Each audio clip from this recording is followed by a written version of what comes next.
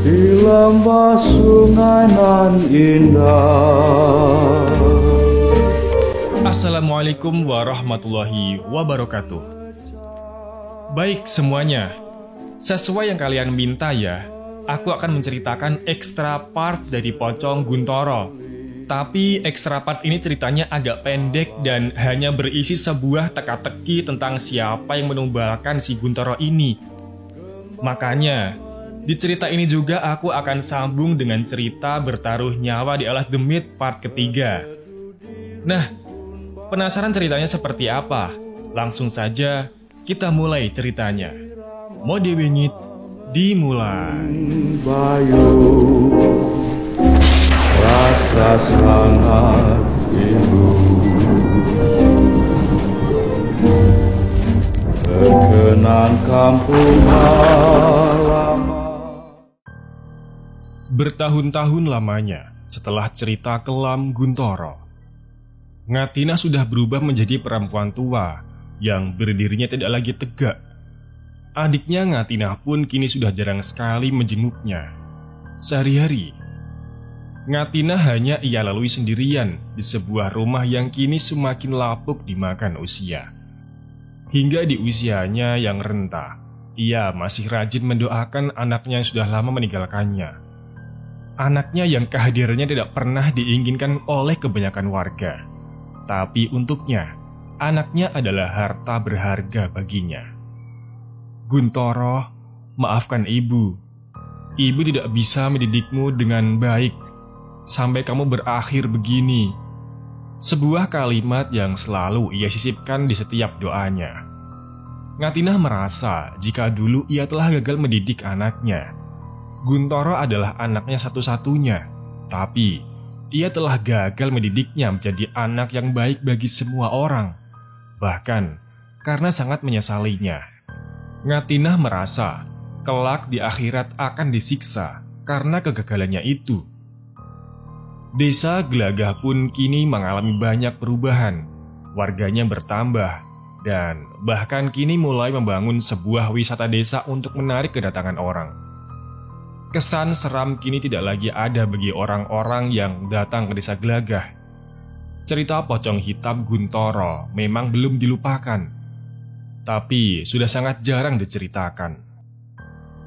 Hari sudah berganti dan baru masuk pukul 6 pagi. Seperti biasa, Ngatina merebus air untuknya mandi di pagi hari. Tubuhnya yang tidak lagi kuat, kerap kali menyusahkannya dalam beraktivitas sehari-hari. Setelah mandi, Ngatina biasa duduk di kursi depan rumahnya, sekedar melihat orang-orang yang lalu lalang. Baginya, melihat orang-orang dan menyapa mereka sudah cukup menjadi hiburan untuknya di antara hari-harinya yang sepi. Seperti biasa, Ngatina berjalan pelan ke pintu depan yang masih tertutup rapat. Jalannya pelan seperti lansia pada umumnya. Baru saja ia membuka pintu yang belum terbuka sepenuhnya. Selembar kertas tersapu dari luar ke dalam rumah. Melihat itu, Ngatina berusaha mengambilnya.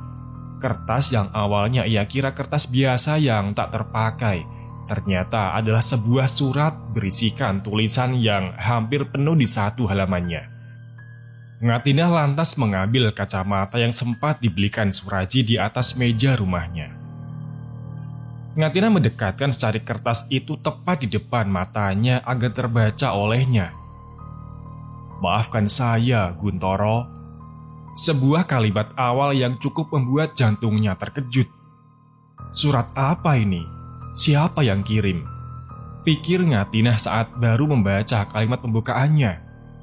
Karena takut terjadi apa-apa dan khawatir ada orang yang memperhatikannya, Ngatina kembali menutup pintunya lagi, lalu masuk ke dalam kamarnya.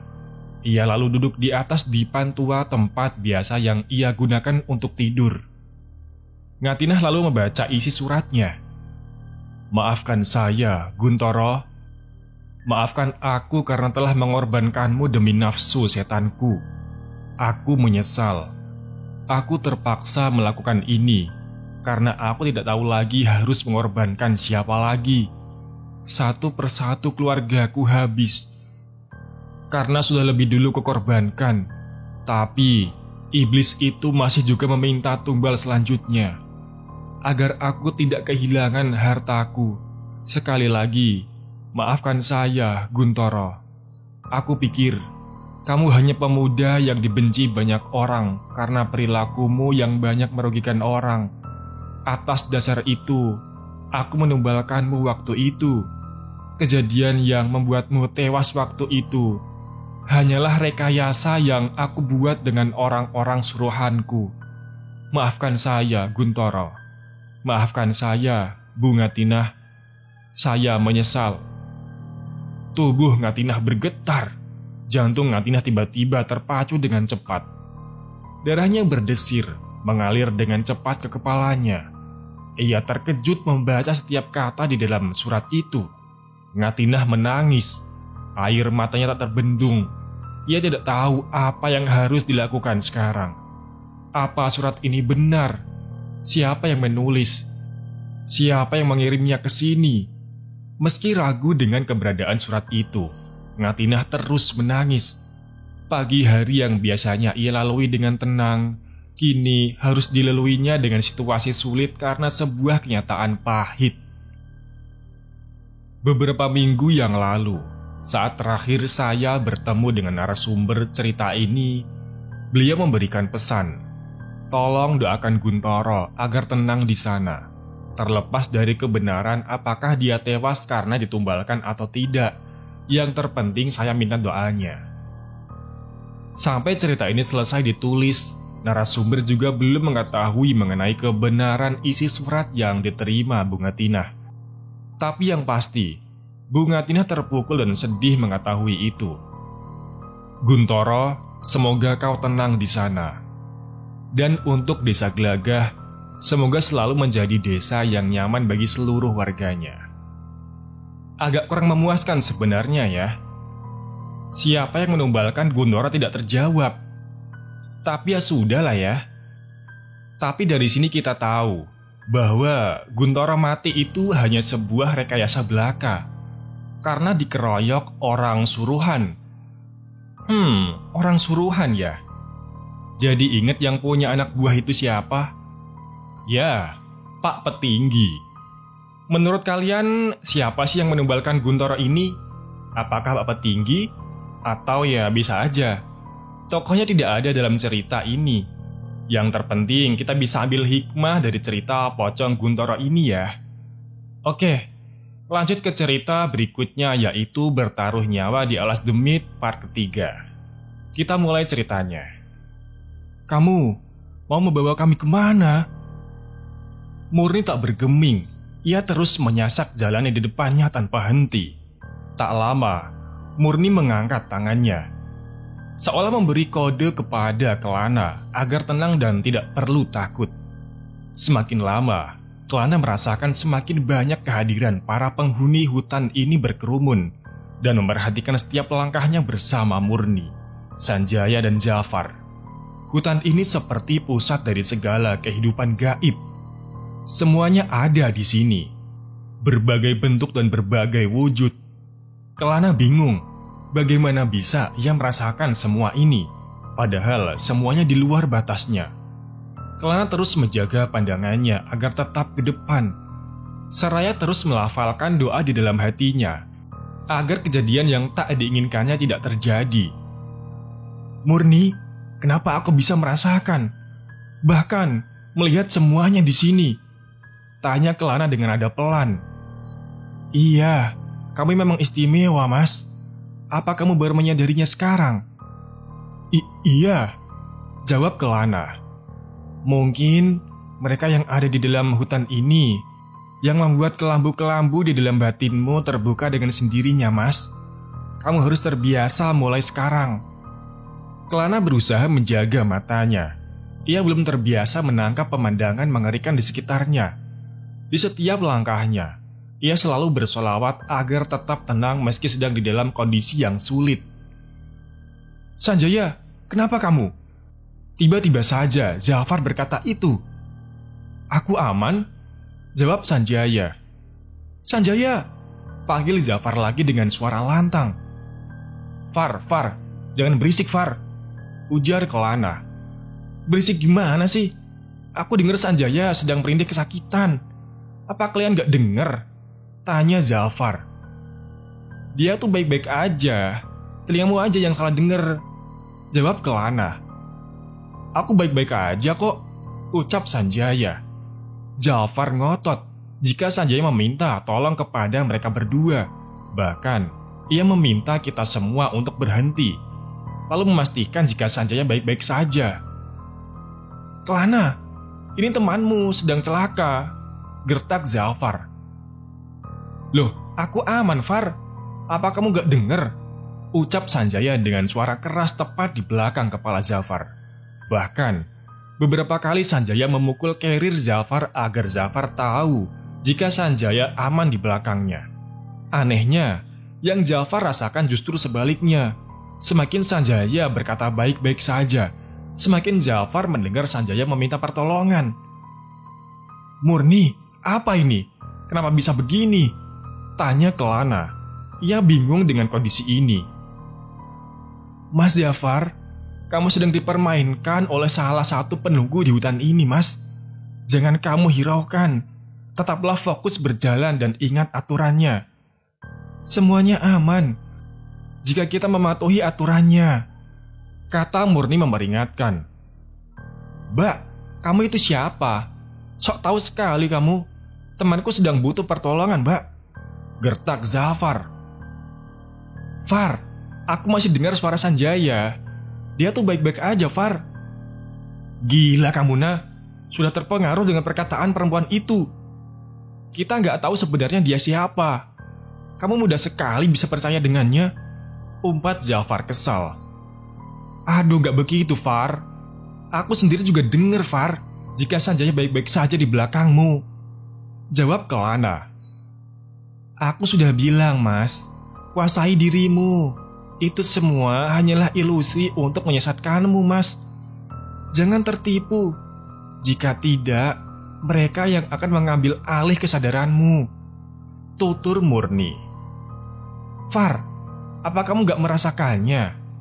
Hutan ini dipenuhi ratusan atau bahkan ribuan demit yang sekarang semuanya sedang memperhatikan kita di sini, Far." Terjadi perdebatan di antara mereka berempat. Saat itu, Kelana berada di pihak Murni, sementara Zafar tetap kekeh dengan pendiriannya. Namun, dalam hati kecil Kelana, ia bimbang dengan kondisinya saat ini. Dia berada di antara Murni dan Zafar. "Murni, Kelana, jika kamu tidak mau berhenti, aku yang akan menolong Sanjaya sendiri," ancam Zafar. "Zafar, aku gak kenapa-napa. Murni dan Kelana tidak salah. Kamu yang sedang dikelabuhi," pungkas Sanjaya.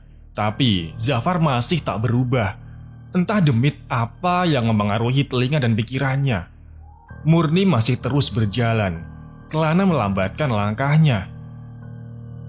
"Mas Kelana, percaya padaku. Teruslah berjalan, Mas. Jangan tertipu." Tapi Zafar itu sahabatku." "Mas Zafar, jangan langgar aturannya," ucap Murni lagi dengan lantang. "Persetan dengan aturan itu, aku akan menolong Sanjaya." Beberapa detik kemudian, Kelana tak lagi mendengar langkah Zafar. Ia merasa jika Zafar telah benar-benar berhenti dan melihat Sanjaya di belakangnya. "Murni, sepertinya Zafar." Belum selesai perkataan Kelana, tiba-tiba muncul suara auman serigala yang mengaung dari kejauhan. Angin pun semakin berhembus dengan kencang, menghantam dari sisi kanan tempat mereka berempat berjalan. Suara-suara sumbang pun mulai terdengar dari segala arah, seolah akan terjadi sesuatu hal yang membahayakan menimpa mereka berempat. Beberapa detik berselang, Kelana mendengar suara derap langkah kaki cepat seperti berlari. Duk duk duk duk duk duk duk, disertai suara patahan kayu begitu keras terasa dari batang pepohonan area hutan. Kelana mencoba mengabaikan suara tersebut. Ia terus berjalan tanpa menghiraukannya daripada ketakutannya bertambah besar. Namun, baru beberapa langkah, suara susulan keluar dan mengejutkannya. Kelana, Kelana, Kelana lari!" teriak Zafar kencang, hingga menimbulkan suara menggema di tengah hutan. Zafar lari, menyalip Kelana dan Murni dengan sangat cepat. "Zafar, apa yang terjadi, Far?" teriak Kelana. "Mas Zafar, sekarang dia dalam bahaya. Kita kejar dia, Mas. Jangan sampai kita kehilangan jejaknya," ucap Murni seraya berlari mengejar Zafar. "Mas Zafar, Zafar, Zafar!" Murni, Kelana dan Sanjaya saling berteriak memanggil Zafar yang jauh berada di depannya. Sialnya, semakin jauh, medan yang dilalui semakin terjal. Kelana dan Sanjaya harus ekstra hati-hati. Dengan kecepatan biasa, Murni sulit untuk diimbangi langkahnya, apalagi sekarang dia berlari. "Sanjaya, apa yang dilakukan Zafar barusan?" Dia berhenti, lalu menoleh ke belakang ke arahku. Tapi gak lama setelah itu dia lari tunggang langgang menyalipmu. Apa yang dia lihat? Aku juga gak tahu. Murni tampak mengeluarkan sebuah bungkusan daun dari balutan batik di pinggangnya. "Mas Kelana, pakai ini. Balurkan ke sekujur tubuhmu sebisamu. Ke Mas Sanjaya juga ya." "Apa ini?" "Pakai saja. Bisa sedikit melindungimu dari serangan-serangan makhluk itu." "Makhluk apa?" "Pakai saja, Mas. Jangan banyak tanya. Nanti kamu juga akan melihatnya sendiri." Tukas Murni seraya mempercepat langkahnya lagi mengejar Zafar. Suara gemuruh tiba-tiba saja terdengar dari dalam hutan. Dua sosok berukuran besar menampakkan wujudnya di depan Kelana. Mereka melangkah cepat ke depan. "Kelana, makhluk apa itu? Seram sekali perawakannya. Kenapa dia terlihat sedang mengejar sesuatu di depan?" tanya Sanjaya. "Zafar, apa mereka mengejar Zafar?" tanya Kelana. "Kita harus cepat mengejar Zafar," imbuh Kelana sambil menambah kecepatan kakinya. Nafas keduanya beradu dengan cepat. Peluh membanjiri tubuh mereka. Murni sulit sekali dikejar. Murni hampir tak terlihat, tapi Kelana masih bisa melihat jalanan setapak di depannya. Ia mengikuti jalanan setapak itu hingga sampai di sebuah pohon sangat besar, dengan akarnya yang bergelombang di bawahnya. Di situ, ia melihat Zafar sedang berlindung di antara akar-akarnya. Sementara Murni sedang berdiri berhadapan dengan dua makhluk tak berbentuk yang dilihat Kelana dan Sanjaya tadi. Kelana gemetar, ia panik, lalu meringkuk mundur ketakutan. Dua sosok kembar yang memiliki tinggi 3 kali lipat dari ukuran tinggi Kelana. Badannya tinggi, besar, bahkan pepohonan di sekelilingnya hampir sama dengan tinggi badannya. Kulit di sekujur tubuhnya berwarna hitam legam dan memiliki taring yang keluar dari rahang bagian bawahnya. Mereka tertawa terkekeh-kekeh seolah meledek Murni yang berusaha melindungi Zafar di belakangnya. "Cah Ayu, bisa apa kamu denganku? Kamu tidak ada apa-apanya jika dibandingkan denganku. Kamu mau melawanku?" ucap salah satu makhluk besar itu sambil tertawa terkekeh-kekeh. "Murni, makhluk apa ini? Apa yang mereka inginkan?" "Buto Ireng, mereka mengincar temanmu, Mas. Dia lalai dengan aturan yang telah aku ucapkan tadi. Makhluk ini kerap mengganggu orang asing yang melewati hutan ini. Yang paling lemahlah yang menjadi sasaran empuk mereka." Maafkan aku Murni, Kelana. Aku tidak tahu jika sedari tadi demit-demit itu yang menipuku." "Kamu lemah, Mas Zafar. Pikiranmu sangat mudah dipengaruhi oleh mereka. Sekarang, kamu diam saja di situ. Berdoa saja supaya aku bisa mengusir makhluk-makhluk ini dari hadapanku." "Sudah lama aku tidak merasakan darah dan daging manusia. Anak itu bisa jadi santapanku. Pergilah, Cah Ayu. Kamu bukan urusanku." "Mas Kelana, apa kamu bisa membantuku?" Apa Murni? Aku bantu pakai apa? Aku gak punya kekuatan apa-apa." Murni lantas melemparkan sebilah kayu yang entah sejak kapan dia menyimpannya. "Pakai ini, Mas, lawan mereka." Sebilah kayu itu tiba-tiba saja berubah menjadi sebilah keris yang cukup berat saat Kelana menggenggamnya. Ini pasti pusaka. Pusaka apa ini, Murni? Gimana cara menggunakannya?" Belum sempat Kelana mendapatkan jawaban dari Murni. Murni tampak sudah maju duluan. Satu buto ireng kini sedang ia hadapi. Murni benar-benar berubah menjadi perempuan gila yang tak mengenal rasa takut. Buto ireng yang berukuran sangat besar pun ia lawan tanpa ragu-ragu. Sementara satu buto ireng lainnya kini mendekat dan menatap tajam ke arah Kelana. Sepertinya dia tahu jika Kelana lah yang menjadi lawannya malam ini. "Sanjaya, apa yang harus aku lakukan?" Kelana panik. "Aku nggak tahu, tapi kamu yang sudah diberi pusaka itu," jawab Sanjaya. "Ya Allah, aku yakin semua yang ada di dunia ini, termasuk mereka yang sedang di hadapanku, semuanya adalah ciptaanmu. Semuanya bisa hidup dan mati atas kehendakmu. Namun, malam ini, aku meminta pertolongan serta perlindunganmu ya Allah. Aku dan kedua temanku harus selamat dan hidup." Kelana berdoa, kemudian menarik nafas panjang. Jantungnya berdegup kencang. Keringat mengucur deras dari dahinya. Kelana memantapkan dan berusaha berani. Buto ireng menggeram, dan dengan wajahnya yang menyeramkan, Buto ireng kini maju menyerang Kelana. Tangannya yang besar seukuran pohon dewasa itu berkali-kali diayunkan untuk melukai Kelana. Buto ireng mengamuk di hadapannya. Dengan sigap, Kelana menangkis setiap serangan yang berdatangan mengancamnya. "Murni, selanjutnya apa?" teriak Kelana. Jantungnya berdetak hebat. "Tancapkan keris itu tepat di dadanya, Mas. Gunakan itu untuk melindungi tubuhmu. Demit sepertimu tidak akan bisa membunuhku serta teman-temanku di sini. Kamu yang akan mati," gertak Kelana. "Wah. Buto ireng tertawa mendengar Kelana. "Bocah-bocah sombong. Kalian tidak akan ada kesempatan menang dariku. Ilmumu tidak sebanding dengan ilmuku," ucap Buto ireng sambil terus tertawa. Perkelahian antara Murni dan Kelana melawan Buto ireng membuat suara gaduh di dalam hutan.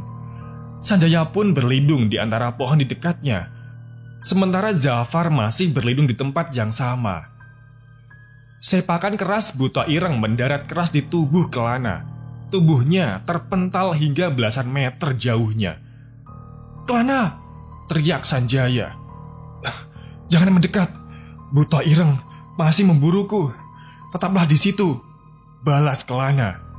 Sebagai manusia yang belum menyadari soal kekuatan dan keistimewaannya, Kelana kewalahan melawan satu Buto ireng itu. Beberapa bagian tubuhnya pun terluka oleh brutalnya serangan Buto ireng. Murni mengambil batu besar di dekatnya, lalu mengangkatnya tanpa merasa berat. "Gila, Murni benar-benar di luar nalar akal sehat," ucap Sanjaya menyaksikan pertarungan di hadapannya. Murni kemudian melemparkan batu itu ke arah Buto ireng yang akan menyerang Kelana. Buto ireng itu jatuh tersungkur. Ia tidak sempat menghindar dari lemparan batu besar yang dilemparkan Murni mengenai tepat belakang tubuhnya. Melihat itu, Kelana segera bangkit dan kembali melawan Buto ireng yang masih tersungkur di hadapannya. "Aku belum kalah," seru Kelana dengan suara lantang. Keberanian Kelana terbentuk secara alami. Kini, dia tak lagi gentar menghadapi Buto ireng di hadapannya. Kelana membaca rapalan doa untuk menambah keberanian dan kekuatannya, lalu mengangkat keris di tangan kanannya. Sanjaya yang sedari tadi menyaksikan sahabatnya seperti kesetanan itu hanya diam tak bersuara. Seakan tak percaya jika sahabatnya, Kelana, ternyata sehebat itu. Namun, saat Kelana hendak menusuk Buto ireng dengan sebilah keris yang ia genggam, dengan mudah, Buto ireng menghindar. Lalu sepakan kakinya kembali mementalkan tubuh Kelana. Kelana ingin langsung bangkit lagi, tapi Saat sudah hampir berdiri, ia terjatuh lagi. Kelana menatap kakinya, ternyata betisnya robek cukup parah. Terluka akibat tergores batang kayu yang tumbuh bebas di hutan itu. Sanjaya menghampiri Kelana, kemudian berjongkok di depan Kelana. "Waduh, kakimu terluka," ucap Sanjaya, seraya mengeluarkan beberapa P3K yang ia bawa di dalam karirnya. Sanjaya mengusapkan kapas ke betis Kelana yang terluka untuk menghilangkan darah segar yang terus keluar. Kelana merintih kesakitan, tapi kemudian pandangannya teralihkan oleh kengerian dan keberanian murni yang tak mampu ia utarakan. "Murni? Apa benar dia murni?" tanya Kelana. "Siapa lagi? Kamu gak percaya? Apalagi aku, Kelana. Gak cuma dia yang tak masuk akal, tapi kamu juga. Aku gak pernah melihatmu bertarung seperti kesetanan begini," tanda Sanjaya. Melihat Kelana, saat itu Murni berusaha melawan 2 buto ireng sendirian. Murni menggunakan kain jarik yang melilit di tubuhnya. Kain jariknya bagai sebuah pecut berukuran besar yang mampu membuat siapa saja merintih kesakitan saat terkena sabetannya. Tak cukup sampai di situ. Dengan kain jarik di badannya, Murni melihat 2 tubuh buto ireng itu, lalu melemparkannya hingga terjerumus di jurang yang tak jauh dari situ dan menyudahi pertarungan malam itu. "Kita segera pergi dari sini, ayo," ajak Murni. "Apa mereka sudah mati?" tanya Zafar. "Sepertinya belum, tapi itu bisa menghambatnya. Ayo cepat pergi dari sini," tukas Murni, dibantu Sanjaya. Kelana kembali bangkit dan berjalan tergopoh-gopoh sambil menahan sakit di sekujur tubuhnya. Sementara Zafar dengan wajah bersalahnya turut membantu Kelana yang sedang kesusahan. "Maafkan aku, Kelana," tutur Zafar. "Kita bahas nanti. Ikuti Murni dan jangan kamu buat masalah lagi," suruh Kelana. Untuk sementara, Kelana menyimpan pusaka yang diberikan Murni di dalam karirnya. Kali ini, mereka kembali melanjutkan perjalanan. Kembali lagi menyusuri jalan tanah kecil hutan ditemani kegelapan malam. Tapi, kali ini dengan kecepatan wajar. Kelana merangkul kencang pundak Sanjaya, seraya terus melafalkan doa di dalam hatinya agar kejadian serupa tidak terjadi lagi. Matanya terus berotasi menatap sekeliling pohon di depannya dengan pandangan waspada. Pepohonan besar yang berjejer di kanan kiri seolah menjadi saksi segala petaka yang mereka bertiga temui malam hari itu. Sepanjang jalan yang mereka lalui, Kelana terus mendesis kesakitan akibat luka di kakinya yang terasa semakin perih dan mengeluarkan banyak darah. "Murni, apa masih jauh?" tanya Kelana sambil berjalan. "Turun 1 lembahan lagi," jawab Murni. Lebatnya hutan lama-lama terbuka, dan jalanan kini berganti menjadi jurang curam. "Ini Murni mau membawa kita ke rumahnya, atau berniat membunuh kita sih?" tanya Sanjaya kesal. "Masa kita disuruh melintas jalan kecil dengan jurang curam begini? Salah sedikit mati kita," imbuhnya. "Murni, apa tidak ada jalan lain?" tanya Sanjaya. Murni menggeleng, kemudian berjalan. "Ini jalan satu-satunya. Satu-satu. Jika beriringan tak akan cukup," ucap Murni. "Bagaimana denganku?" tanya Kelana. Dibantu Murni, Kelana perlahan menuruni jurang itu. Kemudian Sanjaya dan Zafar menyusul di belakangnya. Singkatnya, setelah sampai di dasar, pemandangan semakin terbuka. Sebuah gapura yang terbuat dari bata merah tersusun rapi di ujung desa pun menyambut mereka. "Selamat datang di tempat saya," ucap Murni. "Jalanlah dulu, rumah saya berada tepat di persimpangan itu. Jika tertutup, ketuk saja, ibu saya ada di rumah," imbuh Murni. "Lalu, kamu mau kemana?" tanya Zafar kepada Murni. Saya ke Pamong dulu memberitahu jika ada tamu malam ini. Kenapa begitu? Harus ya? Memangnya masyarakat sini jarang menerima tamu? Cecar Zafar. Murni diam saja. Ia mengabaikan Zafar dengan raut mukanya yang kesal. Baik Murni, saya ke sana dulu ya. Jika kamu sudah beres, segera susul kami ya, ujar Kelana. Setelah itu, mereka kembali berjalan mencari rumah milik Murni. Ini jam berapa ya? Tanya Kelana. Sanjaya melirik jam tangannya. Di situ, Sanjaya baru menyadarinya. Jika dari tadi, ia tidak pernah melihat jam tangannya. 11? Kenapa jam 11? Ucap Sanjaya. Ia merasa jika waktu itu tak berputar sebagaimana normalnya. Aku merasa kita sudah sangat lama berputar-putar di dalam hutan sana loh. Apa jam tanganmu rusak? Tanya Zafar. Clara melihat lagi jam tangannya dengan seksama. Jarumnya masih berputar ke kanan. Tandanya masih normal. Mereka bertiga keheranan mengetahuinya. Namun, memikirkan itu tidak penting untuk sekarang. Sekarang, lebih baiknya lekas istirahat agar tenaga kembali pulih dan melanjutkan perjalanan pulang esok hari. Suasana desa sepi manakala Kelana, Sanjaya, dan Zafar baru saja memasukinya. Mungkin wajar saja, karena sudah hampir tengah malam.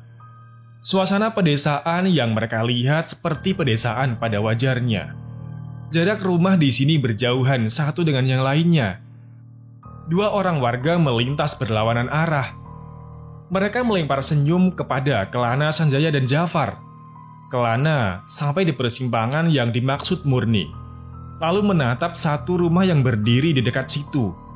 Sebuah rumah dengan dinding yang terbuat dari anyaman bambu, dengan penerangan lampu pijar kuning yang menyala tak begitu terang. Mungkin ini rumahnya. Hanya ada rumah ini di persimpangan sini, ucap Sanjaya. Mereka bertiga berjalan mendekat, menginjakkan kakinya perlahan di pelataran rumah itu. Sembari kepalanya menengok ke kanan dan kiri, melihat sekitarnya.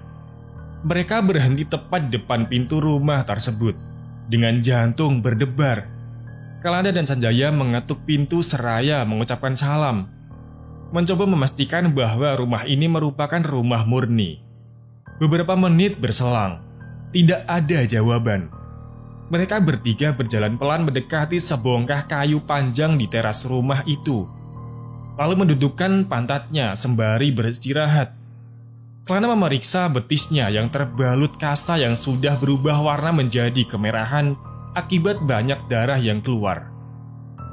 Aku coba ketuk lagi ya, ucap Zafar. Suara wanita terdengar mendekat dari arah dalam rumah. Pintu dibuka. Seorang wanita berusia paruh baya muncul dari balik pintu. Wanita itu bingung karena kedatangan 3 pemuda asing di rumahnya. Apalagi salah satunya terlihat sedang terluka di kakinya. Sinten? Yang artinya, siapa ya? Tanyanya keheranan.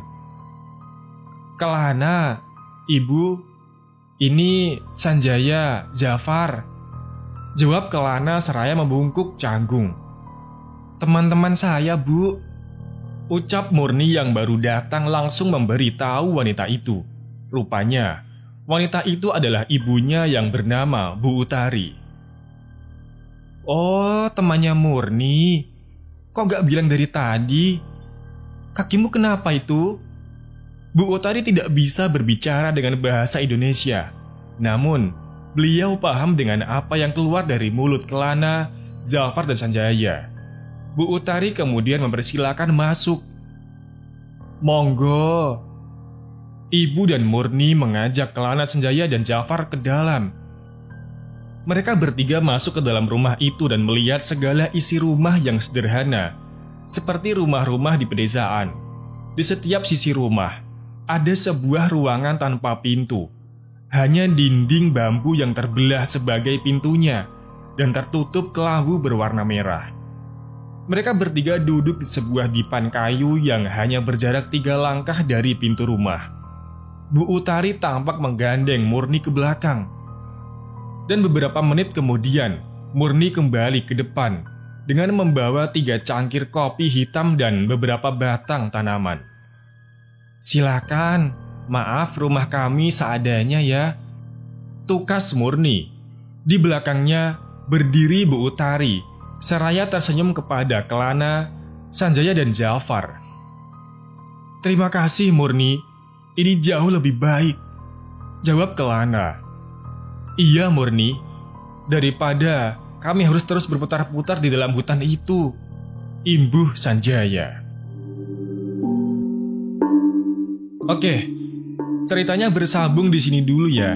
Lanjut nanti di part keempat yang pasti lebih mencekam. Nah, pada part 4, Kelana akan dihadapkan pada salah satu kenyataan menyakitkan dalam hidupnya.